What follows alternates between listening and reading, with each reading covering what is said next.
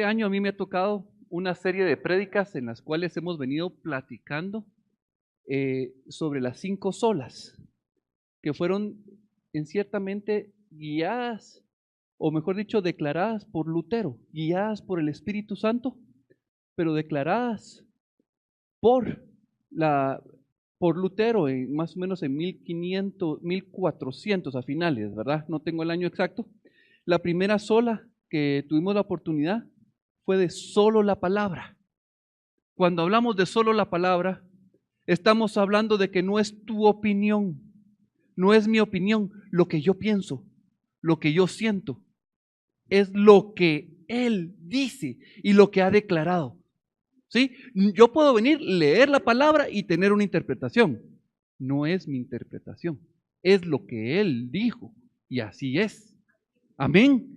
Así que tenemos que tener cuidado con nuestras propias interpretaciones. En esta casa, en esta congregación se ha predicado que ustedes son guardianes de los que se suben aquí al púlpito. Así es. Ustedes tienen que ser como los de Berea. Oyen, van, revisan que está escrito en la palabra y si está escrito dicen, gloria a Dios. Aleluya por su palabra, por su enseñanza. Amén. Luego hablamos de la fe y haciendo un pequeño resumen, un repaso. La fe está hablando no de lo que yo creo. La salvación, solo la fe. No es mi fe la que me salva. Es la fe de Jesucristo. Si yo digo yo creo, es una acción personal, pero yo no puedo fear. ¿Sí? Entender que el autor y consumador de la fe es Jesucristo. ¿Sí? Y todo lo que no proviene de la fe, nos dice Pablo en Romanos, es pecado. Así que la fe, el único que nos puede dar la fe es Jesucristo. Jesucristo agradó tanto al Padre que Él nos lleva y Él pone su fe en nuestro corazón. Y eso es lo que nos mueve. No es mi fe, es la fe de Jesucristo. Amén. Ok. Luego vimos la sola gracia. Miren, entender que Jesucristo vino y es el mayor regalo de todos, ¿sí? Porque nosotros no merecíamos. Cuando yo nací, yo no sabía que necesitaba ser reconciliado con Dios. Es más, yo no sabía, como lo dice David, que fui concebido en pecado. Fui formado en el vientre de mi madre en iniquidad. Qué terrible, ¿verdad? Pero esa era la condición con la que nacimos todos. Y lo que merecíamos era la muerte. Y misericordia significa que Dios detiene los juicios. Y te pregunta, ¿quieres recibir misericordia? Y uno dice, pues sí, gracias, sin entender realmente lo que está sucediendo. Y la gracia de Dios nos viste, es un regalo no merecido. Eso es la gracia. Amén. La misericordia detiene los juicios justos de Dios que deberían de caer sobre nosotros. Eso lo detiene la misericordia.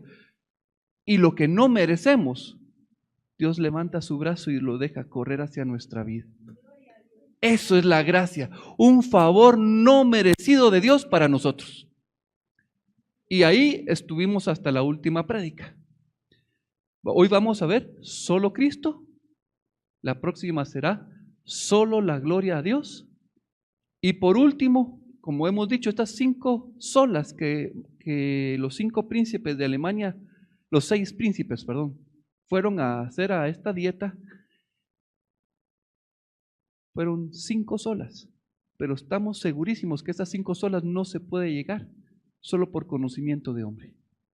Solo el Espíritu de Dios puede dar esa revelación. Solo el Espíritu de Dios. Así que vamos a tomar una 6ª sola para explicar que sin el Espíritu es imposible declarar estas 5. Amén. Vamos a comenzar con solo Jesucristo. ¿Quién es Jesucristo? Bueno, Él es el Hijo de Dios. Él es la palabra. Él es la piedra angular que muchos hombres han desechado y es la piedra de tropiezo para muchos. Pero para los que la toman y es su refugio, es realmente la piedra angular, es la piedra básica donde se toman todas las medidas para la construcción. Jesucristo es el pan de vida. Él es el maná que descendió del cielo. ¿Sí? Otra vez nos van a hablar de Jesús. Si en nuestro corazón está otra vez tengo que ir a la iglesia y llegar temprano porque si no me llaman la atención y, ¿saben? Se están convirtiendo como los israelitas murmuradores. Jesús es nuestra justicia. Él nos hace justos ante el Padre. Jesucristo es la luz del mundo. Él es el sumo sacerdote que nosotros necesitamos. Él es la puerta de las ovejas, ¿sí? Y la puerta de las ovejas era donde entraban las ovejitas para entrar al templo y ser sacrificadas para el Padre. Nosotros somos ovejitas que debemos de presentarnos, como dice Pablo en Romanos 12, en sacrificio vivo. Amén. Entonces, solo por medio de Jesucristo podemos entrar a hacer sacrificio para el Padre. Él es el Cordero de Dios. Él es el buen pastor. Él es el Rey. Él es el León de Judá. Él va a reinar con vara de hierro. Él es la resurrección y la vida. Él es nuestro Creador. Él es nuestro camino, nuestra verdad y nuestra vida. Él es la vid. Y no solo la vid verdadera. Él es el alfa y el omega, nuestro principio y nuestro fin. Él es nuestra meta, nuestra heredad, nuestra porción. Él es. Miren, Él es nuestro pariente cercano. Y de verdad que me quedé corto en la lista. Y cuando agarramos una figura de Jesucristo y uno dice, ¡ala, qué preciosa esa figura! Cuando lo hemos conocido a Él. Pero una sola figura no nos da completamente a entender su belleza, lo grande, lo maravilloso, lo excelso, lo glorioso que Él es. Necesitamos de todo. A mí me gustó una vez un maestro, me decía, las 7 fiestas, solo una fiesta no me explica Cristo, necesito las 7 fiestas. Pero las 7 fiestas se quedan cortas. Necesito los 6 sacrificios. Necesito el tabernáculo. Necesito los muebles. Necesito entender toda su palabra para verlo a Él. Y es una belleza conocer al amado que dio su vida por nosotros. ¿Y saben qué? Yo ya no digo mucho nosotros, no me gusta. Y cada vez que lo digo me recuerdo, porque cuando digo todos, o digo muchos, o digo nosotros, soy uno entre el montón. Él me ama a mí. Yo soy su hijo. Amén. Pero tenemos que comenzar a decir, cuando uno dice, ¿quién es pecador? Todos. Pues sí, pero mejor es decir, yo soy pecador. Y yo soy la causa por la cual Jesucristo bajó y murió por mí. Él murió por mí. Cuando hacemos esa verdad nuestra, la hacemos en nuestro corazón, ¿quién nos la va a poder quitar? Amén. Yo quisiera, antes de comenzar a hablar de la persona de Jesucristo, comenzar a ver ciertos temas que hay en nuestro corazón, porque cuando lo entendemos, lo demás viene más fácil. Génesis 6:9 nos habla de Noé. Y cuando nos dicen que Noé es justo, y luego dice que es perfecto en todas sus generaciones, yo automáticamente digo perfecto, bueno. Noé tuvo que haber sido bueno. ¿Sí o no? ¿Sí o no? Pero cuando lo leemos, ¿sí? Entra en nuestro corazón que él era bueno por sí mismo. Y ahí es donde está el problema. ¿Sí? Entonces vamos a entrar y vamos a ver a 2 personajes para entender la figura de Noé y poder comenzar a hablar de Jesucristo. Tengo las imágenes de Caín y Abel y las puse porque cuando dije quiero ver las imágenes de Caín y Abel, siempre este era el común denominador. ¿Quién es el bueno y quién es el malo? Caín es el malo. ¿Por qué? Porque está trompudo. Ahí tiene el cuchillo. Mírenlo cómo está. Bueno, en una está con un mazo. En este lado.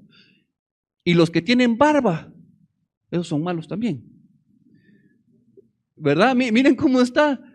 Los que son pelirrojos en la figura de este lado son malos, ¿verdad? Están enojados. Inclusive yo cuando lo vi pensé en Esaú. Aquí tiene el cuchillo, ¿verdad? Y David es el bueno. Miren, el bueno levanta las manos a Dios y alaba, ¿verdad? ¿Quién dije yo? Caín, perdón. Miren aquí, Abel aquí está orando. Ay, qué bueno es Abel.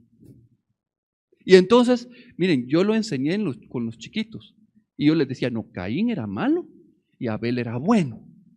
Y entonces comenzamos a fijar en la mente de la misma congregación, diciéndoles, tú puedes ser bueno, si te portas bien, si haces buenas obras.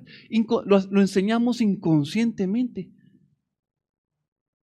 Pórtate bien, honrar a tus papás, cumplir la ley, ¿verdad? Y comenzamos a enseñar un principio el cual no hemos entendido y no está claro en nuestros corazones. Vamos a leerlo y después nos vamos a ver una gráfica. Génesis 4, 3, 5 dice, y aconteció andando el tiempo que Caín trajo del fruto de la tierra una ofrenda al Señor. Y Abel trajo también de los primogénitos de sus ovejas, de lo más gordo de ellas. Y miró el Señor con agrado a Abel y a su ofrenda, pero no miró con agrado a Caín y a la ofrenda suya. Ok, dice que Dios vio a Caín y su ofrenda, y también vio a Abel y su ofrenda. ¿Ok? Y nosotros decimos, ahí está el corazón de Abel y ahí está el corazón de Caín. Y si volvemos a hacer la pregunta, ¿quién es bueno y quién es malo?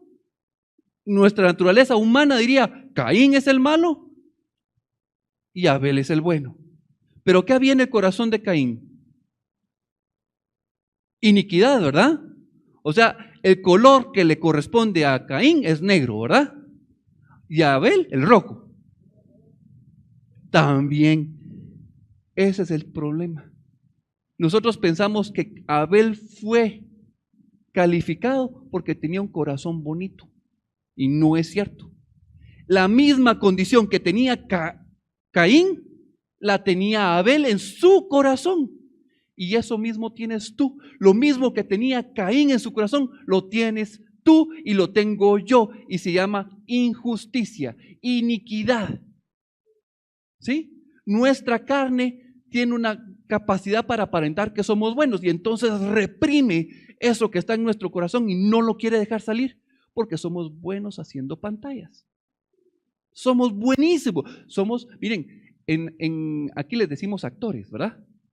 En Grecia se les dice hipócritas, buenos hipócritas, refiriéndose a buenos actores.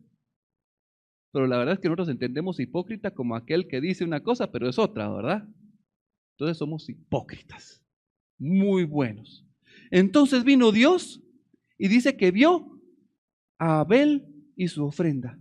¿En qué se agradó Dios? En la ofrenda.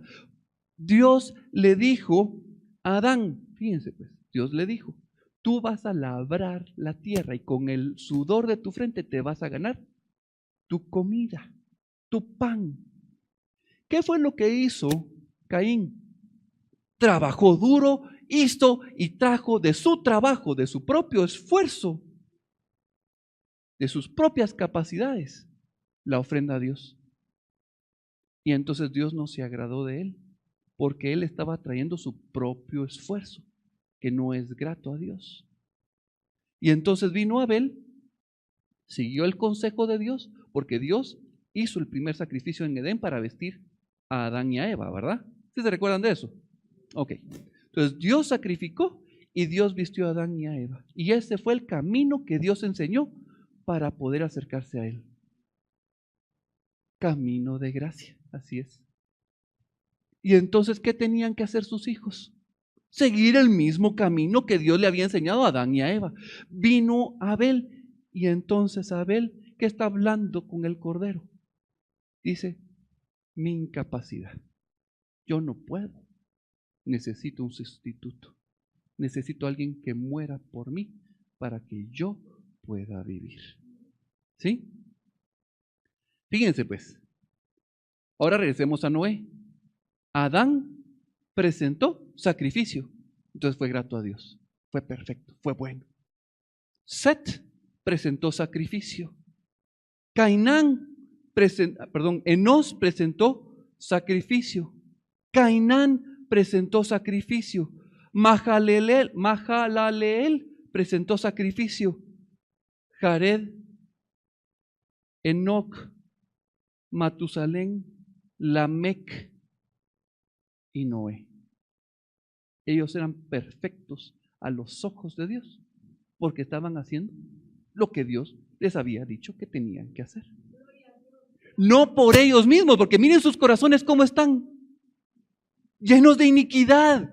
Romanos 3:23 nos dice que todos hemos pecado y que todos merecemos la muerte. Así es, todos estamos en pecado y en nuestro corazón no hay nada que agrade a Dios, pero lo agrada a Jesucristo. Y cuando nosotros le damos cabida en nuestro corazón, estamos agradando al Padre.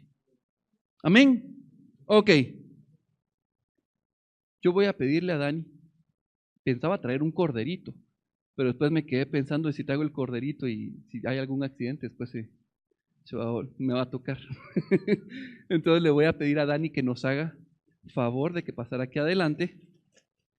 Espérame aquí. Vamos a leer Levítico 1, 4 al 5, porque Dios le dio indicaciones a Moisés de cómo debía de hacer el sacrificio.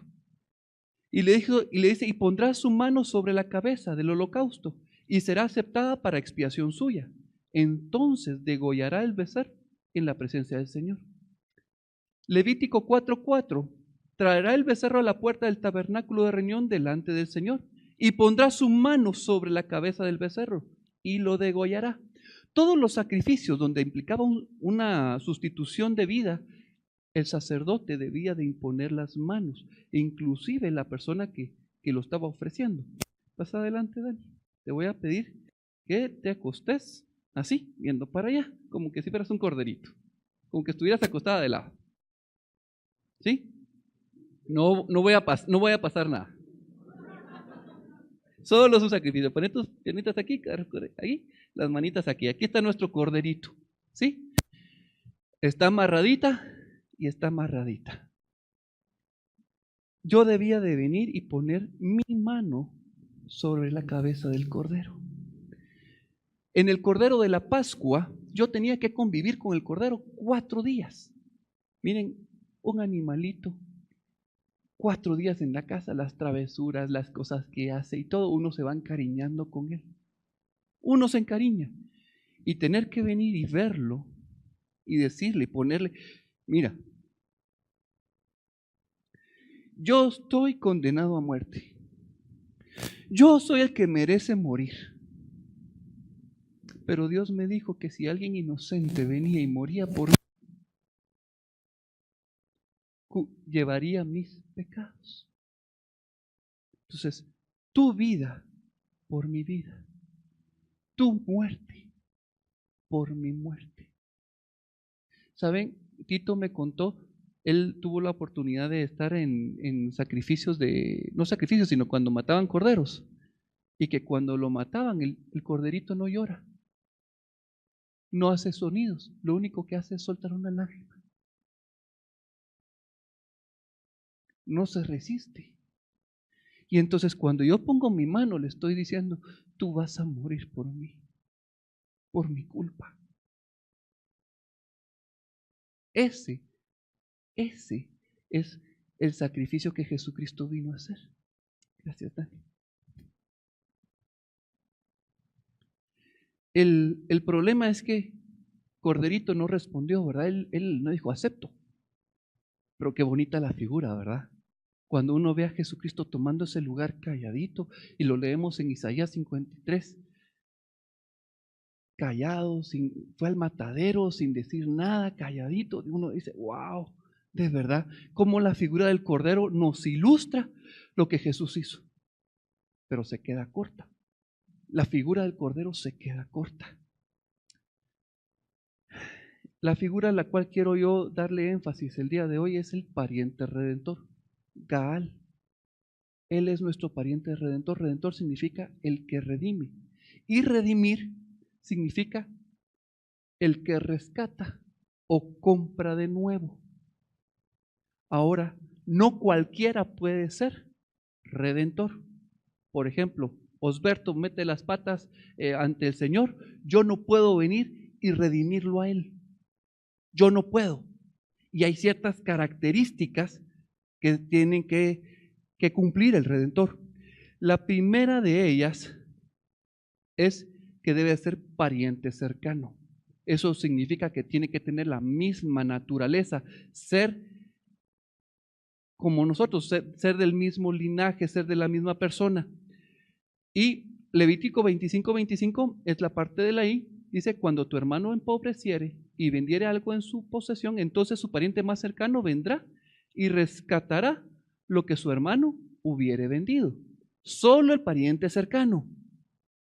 Ruth 3, versículo 12 al 13, nos pone el caso de Booz y dice, y ahora, aunque es cierto que yo soy pariente cercano, con todo eso hay un pariente más cercano que yo. Booz no podía ir y redimir a Ruth de un solo.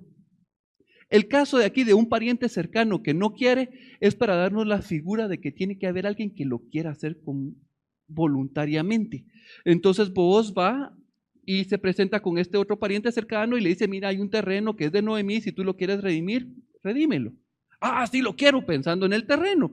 Ah, bueno, ¿quieres el terreno? Te tenés que casar con Ruth, la moabita. Ah, y sí, eso sí ya no quiero, porque me va a arruinar el linaje, ¿verdad? Ella es moabita y mejor no. Y entonces vos dice, bueno, si tú rehusas, yo voy a redimir. Entonces el pariente cercano que no quiere redimir, se quita la sandalia y la entrega. Es entregar la sandalia es porque en Levítico dice que si la mujer estaba viuda y le pedía al pariente cercano que la redimiera y él no quería, ella le quitaba la sandalia y le escupía en la cara.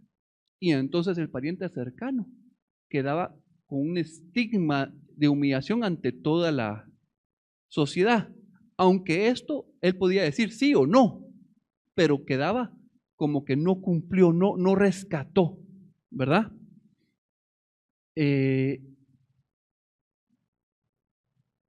Ruth 3, 12 al 13, perdón. Pasa aquí la noche y cuando sea de día, si él te redimiere, bien, redímite. Mas si él no te quisiere redimir, yo te redimiré. Vive el Señor. Descansa pues hasta la mañana. Miren, la palabra bonita aquí es descansa. Descansa. Porque yo me voy a encargar de tu redención, le está diciendo vos. Y vos es la figura de Jesucristo. No te preocupes. Yo me voy a encargar de tu redención.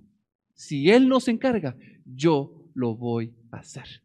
Entonces el primer punto es ser pariente cercano, pero no queda así. Porque ¿cómo es que Jesús llega realmente a ser nuestro pariente redentor? ¿Cómo es que Él se vuelve nuestro pariente más cercano? Para eso necesitamos entender Filipenses 2, del 6 al 8. Y dice, el cual siendo en forma de Dios no estimó el ser igual a Dios como cosa a que aferrarse, sino que se despojó a sí mismo, tomando forma de siervo, hecho semejanza a los hombres. Y estando en la condición de hombre, se humilló a sí mismo, haciéndose obediente hasta la muerte y muerte de cruz. Él se hizo pariente cercano. Él dijo, ellos no pueden redimirse, no pueden. Yo me voy a hacer su pariente cercano y por eso, ¿sí? Viene el gran misterio de la encarnación, gracias. De la encarnación, no lo entendemos, pero Dios se hizo hombre, eso es un milagro. Dios se despojó de toda su divinidad y se hizo hombre. Romanos 8:3. Dios ha hecho lo que la ley de Moisés no era capaz de hacer, ni podría ser hecho, porque nadie puede controlar sus deseos de hacer lo malo. Dios envió a su propio Hijo y lo envió tan débil como nosotros, los pecadores. Me gusta esta versión, es la versión, traducción lenguaje actual. Dice que lo envió para que muriera por nuestros pecados. Dice que lo hizo tan débil como nosotros. La última prédica, ¿se recuerdan que les puse el caso de Superman? Superman se viste de Clark Kent, perdón. Y entonces cuando está vestido de Clark Kent, alguien le pega. ¿Y él qué tiene que hacer? ¡Ay! Y se cae, ¿verdad? Me dolió. Pero ya cuando se pone el traje de Superman, hasta las balas le rebotan, ¿verdad? Y entonces uno dice, Jesús vino de la misma manera. Ni el pastel. No es cierto. Jesús se quitó todos sus poderes y los dejó con el Padre. Por eso Jesús dice, devuélveme la gloria que tenía antes contigo. Se despojó. Se despojó. Miren, a mí siempre se me hizo difícil entender las tentaciones, porque yo decía, para Jesús era imposible fallar. ¿Por qué? Porque Él era Dios. Cuando vinieron las tentaciones, era para demostrar que Él era bien fuerte. Y no funciona así. Cuando Jesús pasó por las tentaciones, no se trata de tentaciones muy grandes o muy fuertes. Las tentaciones lo que reflejan es que Él tenía capacidad de decisión. Decidía por el Padre o no lo hacía. Esa era es la diferencia. Jesús dice, vino tan débil como nosotros, con la capacidad de decidir con Dios o contra Dios. Pero damos gracias a Dios porque Él sí tenía bien claro que lo importante era agradar a Dios, seguir su voluntad. Amén. Entonces, la primera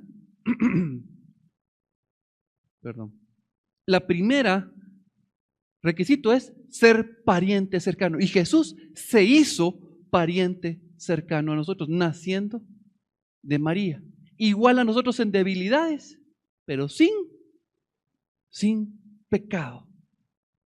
¿Estamos? El segundo requerimiento era que debía de tener la capacidad de redimir. Tenía que ser libre sin necesidad de redención de sí mismo.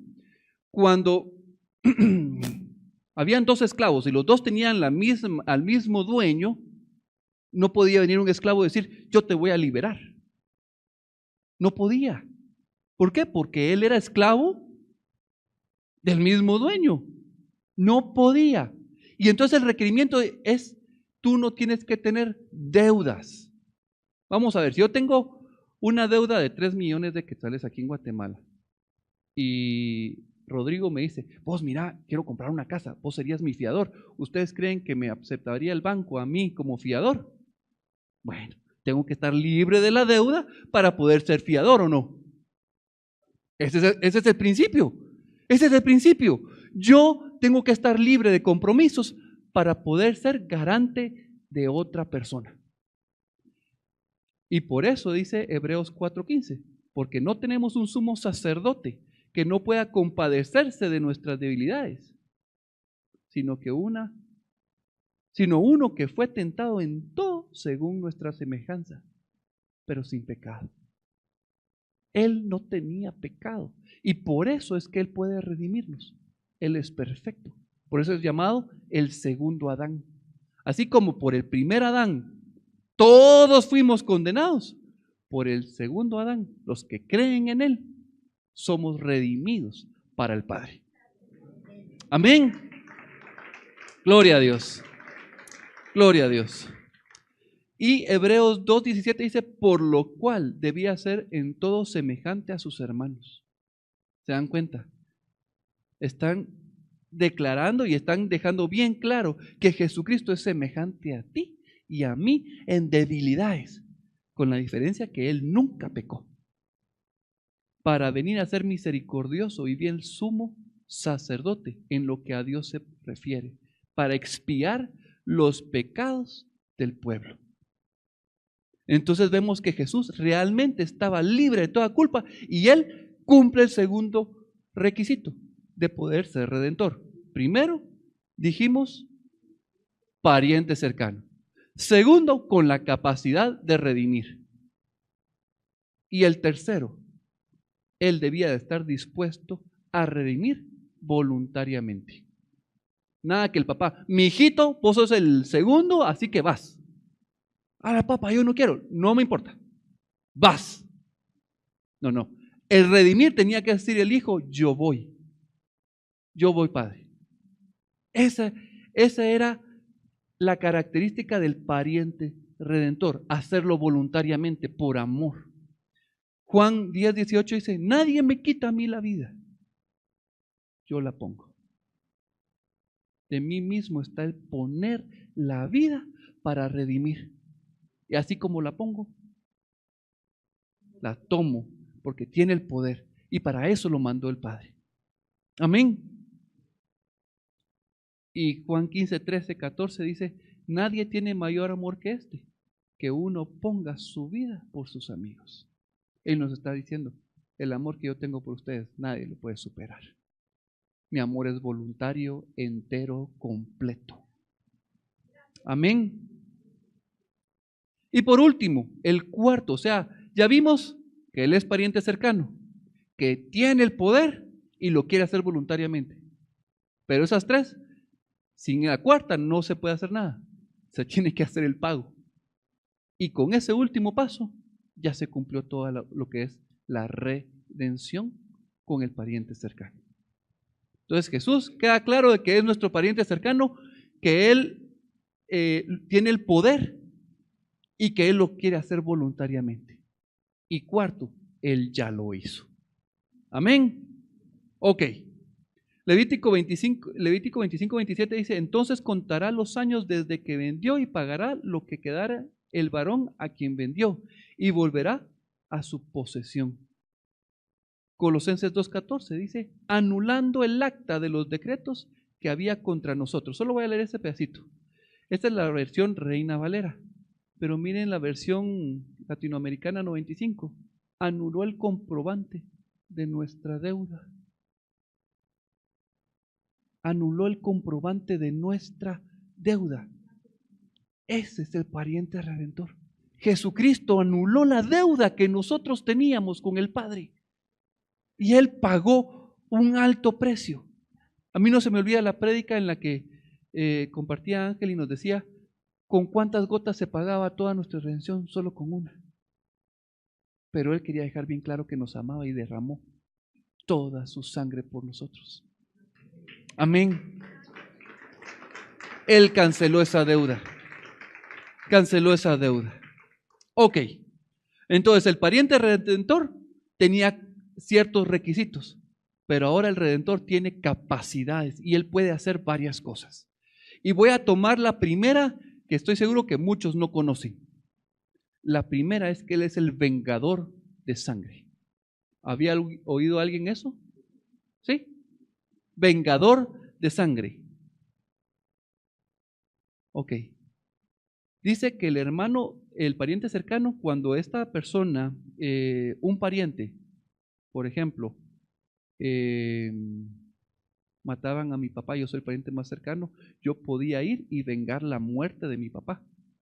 Y si esta persona se metía en una ciudad de protección, yo ya no lo podía tocar. Pero si yo lo alcanzaba, lo podía matar y nadie me podía hacer nada a mí. ¿Ok? Ok. Pues Jesús viene, el Padre pone una ley. En Números 35:19, ahí está, dice, el vengador de la sangre, Él dará muerte al homicida. Cuando lo encontrare, Él lo matará. ¿A quién está? Pero ¿cómo es que Jesucristo es el vengador? ¿Cómo así? Tenemos que leer Oseas 13:14. Y ahí a mí me encanta. De la mano del Seol los redimiré. Los libraré de la muerte. Pero aquí viene. ¡Oh muerte! Yo seré tu muerte. Y seré tu destrucción. Oh Seol, la compasión será escondida de mi vista. Él es el vengador. Satanás vino a robar, matar y a destruir. Pero a Jesucristo vino a deshacer la obra del maligno. Y no solo a deshacerla, vino a aplastarle la cabeza. A deshacer la obra que vino a hacer en tu vida. De iniquidad, de maldad, de muerte. Tremendo, ¿verdad? Cómo cobra vida esta cita. Cuando entendemos que Él no va a dejar al culpable y lo va a tomar como inocente. Y saben, esto no solo es en el Antiguo Testamento. Jesús mismo lo dijo, Mateo 18:6. Y cualquiera que haga tropezar a alguno de estos pequeños que creen en mí, mejor le fuera que se colgase al cuello una piedra de molino de asno y que le hundiese en lo profundo del mar. Mejor que se haga eso, porque si se topa conmigo se las va a ver. Wow. Este es Jesús diciéndolo. Él es el pariente redentor. Él es el pariente redentor. Así que tenemos, número 1, vengar la sangre del hermano y perseguir al asesino. Satanás no se va a salir con las suyas. Y aquellos que están haciendo que cristianos caigan y no se arrepientan. Miren, la ciudad de refugio es Jesucristo mismo. Y Él está diciendo, si tú vienes a mí, mi ira no va a caer sobre ti. ¡Qué tremendo! Él es la ciudad de refugio, pero si uno sigue en oposición a su nombre, entonces se convierte en el vengador de sangre. Segunda cosa que podía hacer el pariente redentor, dar descendencia a la viuda de su hermano. Hay 2 casos en los cuales son muy conocidos. Onán es el hijo de Judá, el segundo. Era el primogénito y él estaba casado con Tamar. Era un hombre malvado ante los ojos de Dios y murió y no tuvo hijos. Entonces Onán se casó con Tamar. Ahora ustedes me dirán, ¿y cómo sabemos si Tamar era bonita o no era bonita, verdad? Uno no se casa con cualquier mujer, ¿o sí? Uno se casa con quien le gusta, ¿o no? Pues sí, pues sí. Bueno, ¿cómo sabemos que Tamar era bonita? Preciosa. Ah, claro que sí. Sí dice que hasta con la tapadita de la cara, cuando Judá la vio, se le fueron los ojos. Estaba bonita, chula la patoja. Pero cuando vemos a Onán, vemos que él solo estaba pensando en sí mismo, en su propia satisfacción, en sus propios deseos. Él no estaba pensando en darle herencia, en generar descendencia para él. Y entonces Dios no se complació. Y entonces vino Onán y murió. Y luego viene la historia de Judá y cómo viene Judá, ve a Tamar y la desea sin saber que fuera Tamar. Y entonces vienen los 2 hijos de Judá y de Tamar, que son Fares y Zara. Fares y Zara, ¿verdad? Entonces ahí tenemos un caso de un pariente cercano que no quiso dar descendencia. Pero tenemos el caso de Booz, el cual vio a Ruth, gracias. Igual estaba bonita Ruth, muy chula, por lo que entiendo. La palabra bonita, patoja chula. Y entonces, pero él dijo, a él no le afectó y dio descendencia a Quinón, al hijo de Noemí. Y mientras yo repasaba este estudio, me fui a ver las bendiciones que le dieron a Booz. Pero antes quiero que leamos la ley de dar descendencia. Cuando hermanos habitaren juntos y muriere alguno de ellos y no tuviere hijo, la mujer del muerto no se casará fuera con hombre extraño. Su cuñado se llegará a ella y la tomará por su mujer y hará con ella parentesco. Y el primogénito que ella diere a luz sucederá en el nombre de su hermano muerto, para que el nombre de éste no sea borrado de Israel.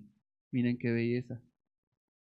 Una de las cosas más terribles que le podía pasar a una mujer en Israel, en el Antiguo Testamento, era ser estéril. Era ser estéril. Y lo que está hablando aquí es que el hombre, en este caso, fue estéril. Pero dice que Jesucristo como pariente cercano, aun cuando nosotros somos estériles, nosotros no podemos hacer buenas obras, no podemos agradar al Padre. Él está diciendo, yo voy a dar los frutos por ti. Él va a dar los frutos por cada uno de nosotros. Él es el que va a generar una herencia para nuestras vidas, para que nuestro nombre no sea borrado. Solo Jesucristo. Y entonces vamos a leer a voz. Y esta es la bendición. Ya cuando él cumplió y él dijo que iba a tomar a Ruth, dice Ruth 4. Y dijeron todos los del pueblo que estaban a la puerta con los ancianos: testigos somos. El Señor haga a la mujer que entra en tu casa como a Raquel y a Lea. Eso fue profético, porque de Ruth viene Obed, y de Obed viene Isaí, y de Isaí viene el rey David. ¿Y quién viene del rey David? Jesucristo. Jesucristo. Él es nuestro pariente cercano. Y entonces miren, los cuales edificarán la casa de Israel. Y tú seas ilustre en Éfrata y seas de renombre en Belén. ¿A quién se lo están diciendo? A vos. Y sea tu casa como la casa de Fares, el que Tamar dio a luz a Judá, por la descendencia que de esa joven te dé el Señor. Miren qué bendición tan hermosa la que el Señor le está dando al pariente cercano por redimir, por dar, ¿cuál es la palabra? Descendencia, que la cambio por herencia, perdón. Descendencia, para que su nombre no sea borrado. Este es Jesucristo. Jesucristo dando herencia a nuestras vidas. Amén. Gloria a Dios. Tercer punto, dice, perdón, recuperar lo que otro pariente había perdido. Vamos a leer lo que dice la ley. Si el forastero o el extranjero que está contigo se enriqueciere y tu hermano que está junto a él empobreciere y se vendiere, al forastero o al extranjero que está contigo o alguna familia o alguna de la familia del extranjero, después que se hubiera vendido, podrá ser rescatado. Uno de sus hermanos lo rescatará. En este caso, su hermano, su pariente cercano. ¿Qué creen? Nosotros nos vendimos al pecado. Nos vendimos. ¿Por qué creen que Satanás es príncipe de este mundo? Porque nosotros se lo vendimos en nuestra propia naturaleza. Adán vendió el poder que Dios le había dado y se lo otorgó a Satanás al creer en lo que él decía. Romanos 8, 18, 19 nos dice, así que, como por la transgresión de uno vino la condenación a todos los hombres, de la misma manera, por la justicia de uno, vino a todos los hombres la justificación de vida. Porque así como por la desobediencia de un hombre, los muchos fueron constituidos pecadores, así también por la obediencia de uno, los muchos serán constituidos justos. No es por mí, no es por mis buenas obras. Miren, de verdad, yo tengo una batalla terrible en mi vida constantemente, porque yo sigo pensando que yo tengo que hacer las cosas bien para agradarle a Dios. Yo lo sigo teniendo, miren, todos los días. Tengo que orar para que Dios, no, yo no tengo que orar para que Dios me acepte. Yo voy a la oración porque quiero conocerle, no para que me acepte. Yo ya soy aceptado. Dios ya rasgó el velo para que yo tenga esa confianza de entrar hasta el lugar santísimo y poder adorarle, conocerle, exaltarle. ¿Por qué sigo haciendo? No, mi cabeza no, todo yo, toda mi carne está en oposición a Dios. Todo yo. Miren, hace días estaba oyendo a David Wilkerson, me encanta oír sus prédicas. Todas las mañanas cuando me voy a bañar, pongo una prédica de David Wilkerson, ahí me pongo a oírlo. Es un gran evangelista. Si no lo conocen, fue el que escribió La cruz y el puñal. ¿Sí?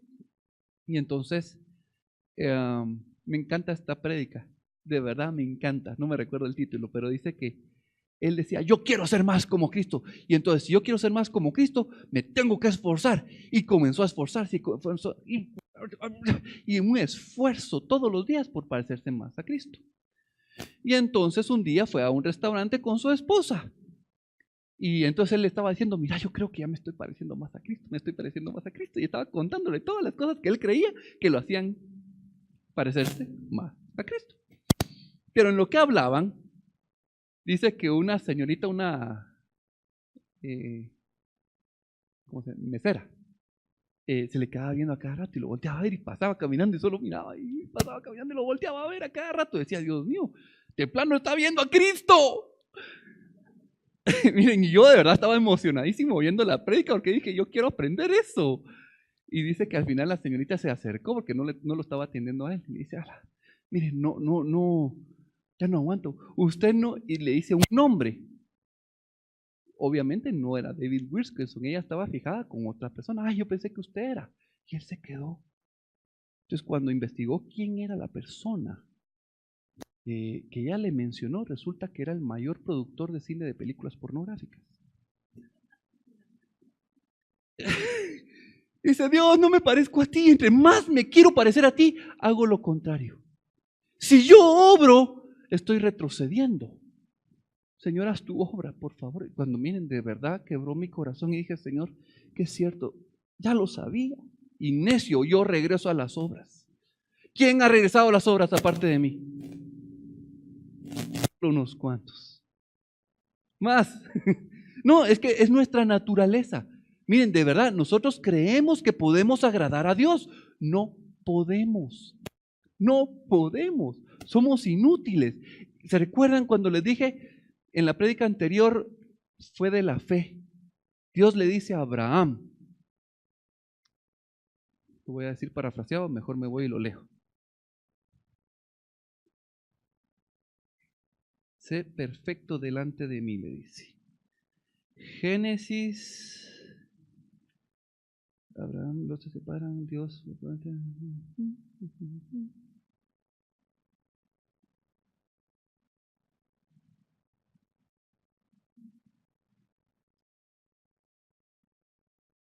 Ya está en el 15. Un poquito más adelante.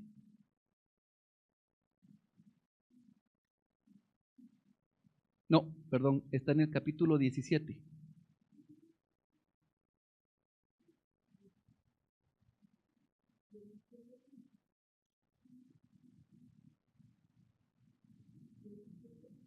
Así, ahí le dice, Dios le dice, anda delante de mí y sé perfecto y pondré mi pacto entre mí y ti. Pero en el 17 dice, entonces Abraham se postró sobre su rostro.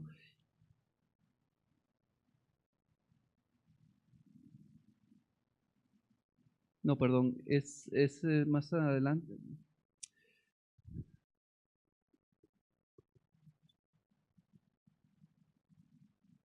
Perdón, es en el 3, perdón, 17:3. Dice, entonces Abraham se postró sobre su rostro y Dios habló con él diciendo, he aquí mi pacto es contigo. Cuando uno postra su rostro, ¿qué está diciendo? Soy nada. En la nada nosotros somos perfectos ante Dios. Miren, hay dos complejos, el complejo de superioridad y el complejo de inferioridad. Y ninguno de esos agrada a Dios. Ninguno. Ay, yo todo lo puedo si me esfuerzo, yo soy el arquitecto de mi propia vida y voy a construir y voy a hacer. Ay, yo nada puedo, soy un fracaso, soy re burro, soy re bruto y me comienzo a tratar. Dios no me trata de burro. Dios no me dice bruto. ¿Qué derecho tengo yo de decirme así? Ay, yo no puedo. La línea perfecta es, Señor, yo puedo en ti. Cuando yo te dejo obrar, cuando yo te dejo hacer, ¿se recuerdan de Pablo? Otra vez, Pablo decía, en la debilidad Dios se hace fuerte. en mi fortaleza, Dios no actúa. No porque Él no pueda contra nosotros. Es que Dios no pueda contra nosotros, es que Dios es misericordioso. El otro día estaba leyendo Efesios y la armadura de Dios.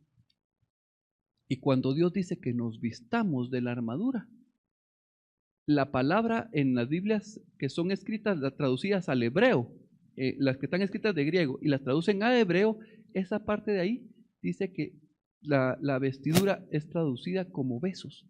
Dios nos viste con besos de su armadura.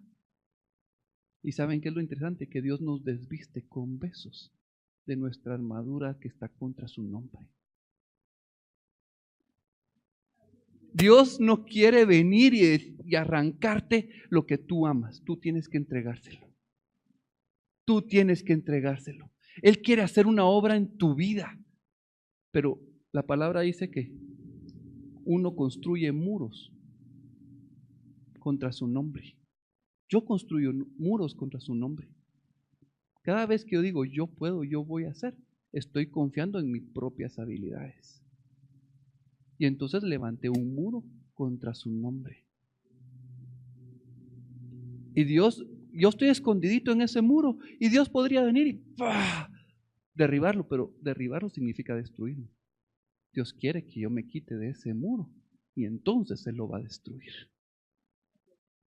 Él quiere destruir esos muros de nuestra propia satisfacción, de nuestro propio orgullo, de nuestra propia vanidad, de nuestra propia redención. Yo pienso que miren, de verdad, patojos, jóvenes. Ustedes, cuando yo también fui jovencito de 15 años, ¿ves? Yo pensaba, yo voy a ser diferente a los grandes. Yo sí voy a salir al mundo y voy a conquistar todo. Y yo voy a ser el mejor. Y yo decía que yo todo lo iba a hacer. ¿Algún joven parecido que sienta que puede conquistar el mundo? ¿O algún viejito que diga, yo también pensé lo mismo? Los jóvenes no me van a responder mucho, son muy tímidos. Pero el tema es que eso está en nuestro corazón. Pensamos que nosotros vamos a conseguir el conocimiento, la revelación, y entonces nuestra redención, nuestro hacer, nos va a satisfacer. Pero no es así. Dios hace, Dios nos revela y Dios nos satisface. Dios hace, es Dios redime. Dios nos enseña, Dios nos revela. Dios me satisface, Dios es satisfacción. Para eso fuimos hechos, fuimos creados por Él y para Él. Miren, un pececito fue hecho para estar en el agua, ¿verdad? Vaya, nosotros somos pececitos en Dios. Él es nuestra satisfacción. Cuando estamos en Él, miren, somos pececitos que nadamos y nos movemos y brincamos por todos lados. Estando fuera de Él, somos pececitos aquí. 80 años, siempre lo uso para mi propia vida. 80 años, y yo digo, a la verdad es un montón. Tengo que vivir toda mi vida otra vez. Tengo 40. ¿Verdad? Otra vez tengo que vivir mi vida para llegar a 80 años. Eso es lo que vive un hombre promedio. Y la vida significa nacer, crecer, reproducirse y morir. Y uno dice 80 años, wow. Pero ¿qué son 80 años? Si la vida es en la mosca efímera, ella nace, crece, se reproduce y muere en un día, y nosotros decimos, ¡oh, la gran! Un día no es nada. ¿O sí? Para nosotros no es nada, pero para esa mosca fue su vida. ¿Qué es un día? Para Dios un día son 1000 años. Y entonces yo hago la analogía, hago mis conversiones y al terminar digo, 80 años para Dios son 2 horas, 40 minutos y unos segundos. En el día de Dios, 80 años para Dios son 2 horas, 40 minutos. Viéndolo de esa manera, uno dice que mi vida, chica, es nada. De verdad, es nada. Y yo estoy pensando en hacer y hacer y hacer. Y sigo pensando en que yo con mis propias fuerzas voy a llegar y voy a decirle, Señor, mi sacrificio. Miren, regresemos a Abel. Gracias. Regresemos a Abel. Cuando Abel presentó su sacrificio, ¿qué sacrificó Abel?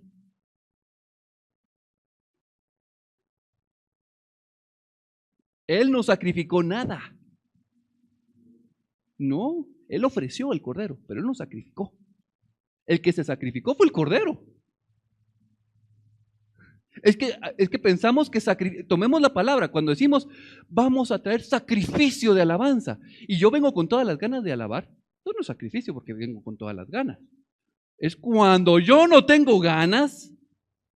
Y entonces, miren, cuando mi corazón está destrozado, está cansado, yo no quiero ir a la iglesia, es que acabo de rezar a las 6 de la mañana de trabajar y tengo que ir a la... Sacrificio significa, me voy a quitar aunque me cueste, y voy, no quiero, pero tú eres santo, tú eres santo. Entonces, cuando regresamos y vemos el sacrificio de Abel, ¿qué sacrificó él? Nada. Él ofreció, él presentó el sacrificio del cordero para él poder ser gato ante los ojos de Dios. El sacrificio lo hizo Jesucristo. Yo no sacrifiqué nada, a mí no me costó nada, a ti no te costó nada. Y entender que solo Jesucristo es el pariente cercano, que Él es el Cordero de Dios perfecto, que Él es el sumo sacerdote que nos era necesario y que nos conoce y sabe bien por lo que estamos pasando, porque Él tuvo las mismas debilidades que nosotros. Entender que Él es el altar de fuego, que Él es el lavacro, Él es el altar de oro, que Él es la lámpara, que Él es el pan, la mesa de los panes, que Él es el propiciatorio, que Él es el arca de testimonio. Entender la figura del tabernáculo y ver cada una de esas figuras nos va haciendo entender toda la obra redentora que Jesucristo hizo. Éxodo 6:6 dice, con brazo fuerte y extendido yo los redimiré. ¿Qué está diciendo? Que nos va a sacar de Egipto. ¿Quién nos sacó de Egipto? Del mundo. Cristo. Él es quien nos redime. Él es quien nos rescata. Y saben, me rescató del mundo, pero yo le sigo pidiendo que me siga rescatando de mi propia naturaleza, que está contra su nombre, que está contra su voluntad, que se opone día a día. Hoy me levanté bien y digo, hoy sí vengo. Ay, Señor, perdón, ya pensé que yo vengo. Yo tengo que ir contigo. De verdad, ¿cuántas veces nos levantamos y pensamos que estamos haciendo bien? Y cuando Dios nos revela, solo nos queda esconder la cabeza y pedir perdón. Ir a sus pies. Ir a sus pies. En Él está la respuesta. Cuando tú te sientas que estás bien, ya estás mal. Solo es como un parámetro, ¿verdad? No es que usted se tiene que sentir, yo soy un desgraciado, soy malo todo el tiempo. No, o sea, estamos con gozo porque Él hizo la obra. Pero cuando nosotros sabemos, Señor, si estoy bien es por tu gracia, es por tu misericordia, entonces estamos bien. Pero si ustedes piensan, yo estoy bien porque hoy hice bien las cosas, ya están mal. Amén. Son claves para nuestra vida entender cuando estamos caminando en Él. Cuando estamos caminando en Él. Vamos a orar. Y la obra de Cristo se tiene que seguir haciendo. Él tiene que crecer en nuestra vida. Él es el hombre nuevo. Juan, el Bautista, lo entendió bien. Y dijo, yo tengo que menguar para que Él crezca. Y yo siempre decía, no, es que tiene que haber un orden. Si yo menguo, Él crece. No, ¿verdad? Él tiene que crecer. Y entonces cuando Él crece, me empuja. Y entonces yo me hago pequeño. Yo tenía esa discusión en mi mente tan tonta, ¿verdad?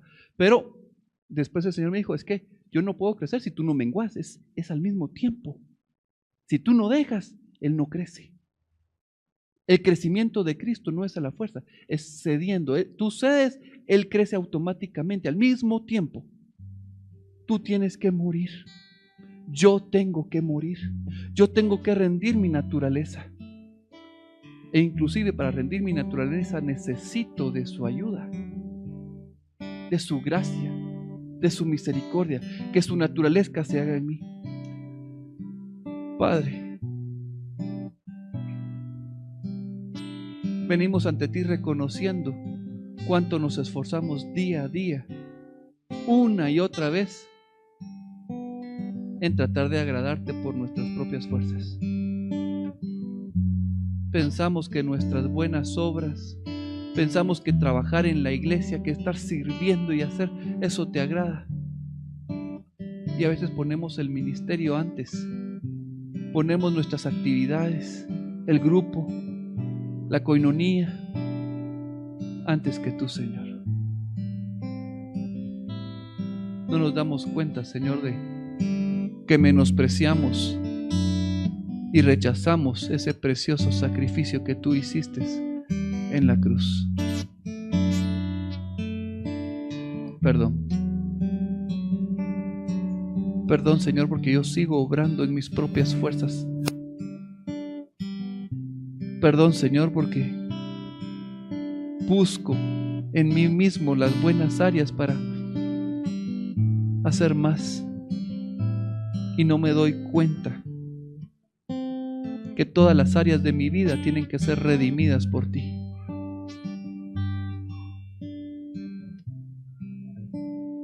Por favor, Señor, sálvame de mí. Sálvame, Señor, de esa obra que sigue queriendo hacer y hacer y hacer por mis propias fuerzas. Señor, el Padre nuestro no dice que hagamos buenas obras, dice que busquemos tu voluntad, que hagamos tu voluntad como se hace en el cielo. Por favor, Señor, enséñanos, capacítanos para oír tu voz y ser obedientes a tu palabra, a tus designios, a tus mandatos, a tus preceptos, Señor. Danos la gracia, Señor, de ser tuyos. Danos la gracia, Señor, de morir a nuestros deseos para vivir por tus deseos, Señor.